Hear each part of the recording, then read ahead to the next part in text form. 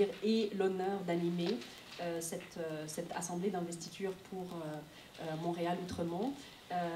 C'est un moment que je qualifierais d'historique pour la politique québécoise, pour Québec solidaire et pour l'implication des femmes en général. Alors, sans plus tarder, je vais inviter les différentes personnes à prendre la parole.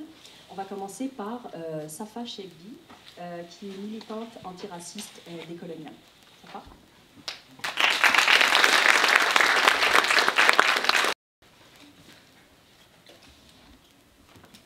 Bonjour tout le monde et merci de votre présence aujourd'hui. Et comme Boshra l'avait dit, je qualifie aussi cet événement comme moment historique et ce que j'appellerais des oubliés de la nation ou de la société. Je suis aussi résidente à cette circonscription où j'ai débarqué depuis mon arrivée en tant qu'immigrante.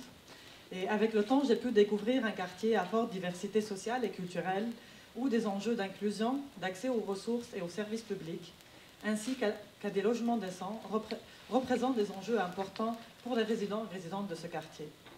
Des enjeux où le facteur humain doit obligatoirement être pris en considération pour avoir un réel impact social.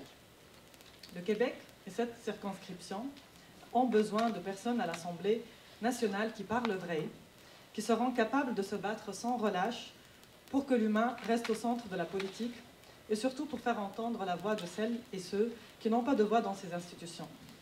Parce qu'à l'heure actuelle, oui, certaines personnes et certaines réalités peinent encore à se faire entendre.